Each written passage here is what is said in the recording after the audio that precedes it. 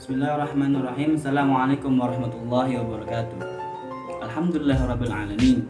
Segala puji bagi Allah Subhanahu wa taala yang telah memberikan rahmat dan nikmatnya, yakni nikmat sehat dan kesempatan, sehingga saya bisa menyelesaikan tugas saya pada video kali ini.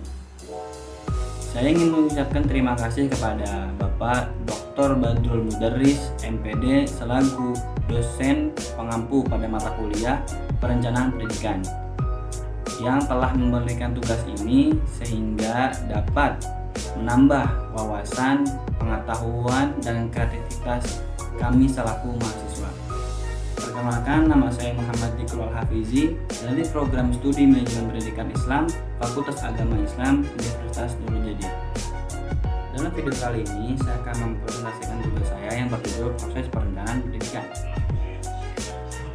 Dalam hal pendidikan, proses perencanaan pendidikan merupakan bagian yang paling penting dan strategis dalam proses perencanaan pendidikan, karena dengan proses perencanaan pendidikan tersebut dapat memberikan kejelasan arah dalam proses penyelenggaraan perencanaan pendidikan, sehingga dengan hal tersebut manajemen lembaga pendidikan dapat memberikan dan dapat melakukan kegiatannya lebih efektif dan lebih efisien. Selanjutnya ada beberapa topik yang akan dibahas dalam pembahasan kali ini. Yang pertama ialah proses perencanaan pendidikan itu sendiri, yang kedua pendekatan dalam perencanaan pendidikan, yang ketiga ialah aspek-aspek yang harus diperhatikan dalam menyusun perencanaan pendidikan, yang keempat hal-hal yang hendaknya diperhatikan dalam proses perencanaan pendidikan. Yang pertama ialah proses perencanaan pendidikan.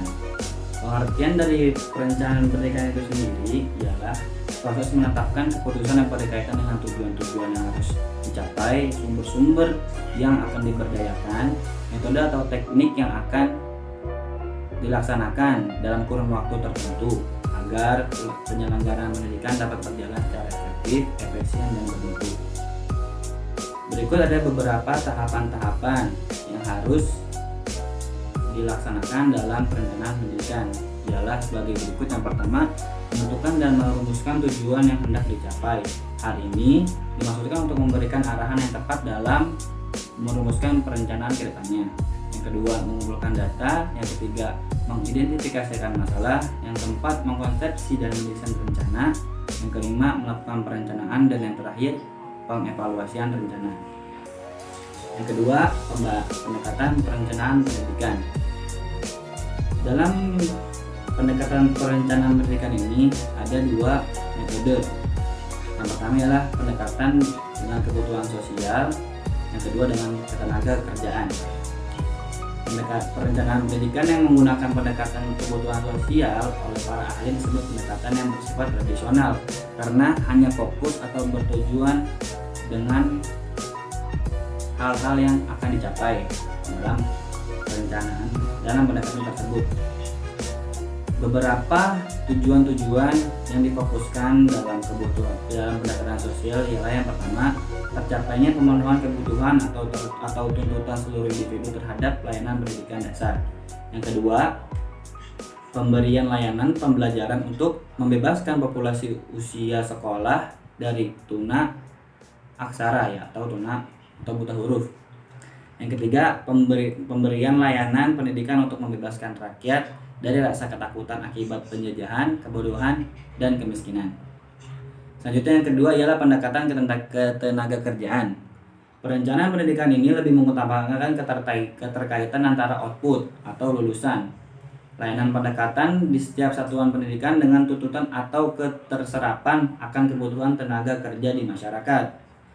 Jadi dengan pendekatan ketenaga kerjaan ini lebih mengutamakan lulusan, yakni daripada lulusan tersebut akan dikaitkan dengan ketenaga kerjaan masyarakat yang dibutuhkan.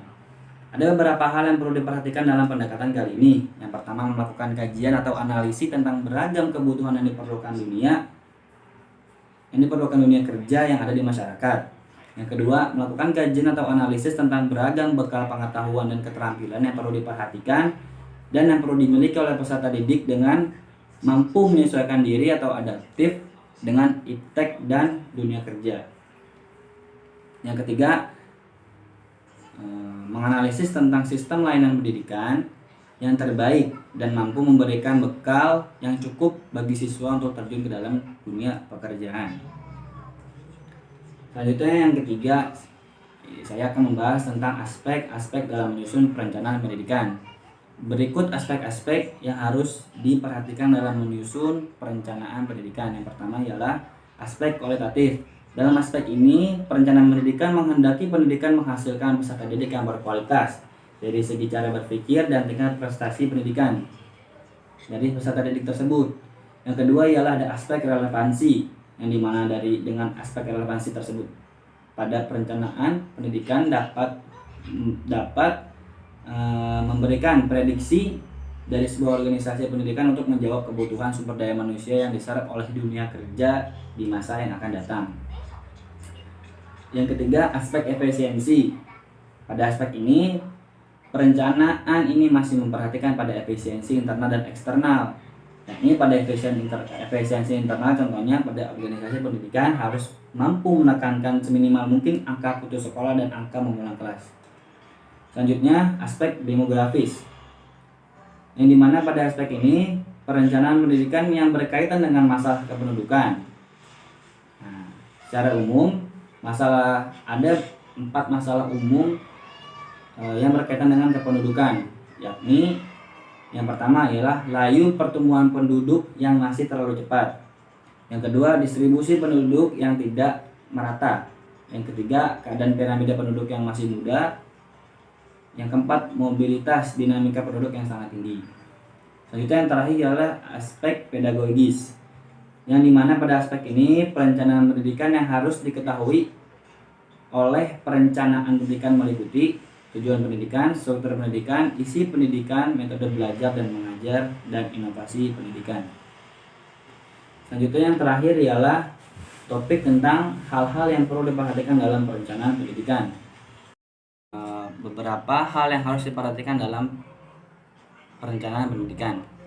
Hal-hal yang harus diperhatikan dalam proses perencanaan pendidikan antara lain, yang pertama, perencanaan harus didasarkan dengan tujuan yang jelas. Yakni jika tujuannya jelas, maka akan mempermudah langkah ke depannya. Yang kedua, perencanaan harus bersifat sederhana, realistis dan praktis. Yang artinya perencanaan itu harus dibuat semudah mungkin dan agar dapat dipahami dan tidak berbelit.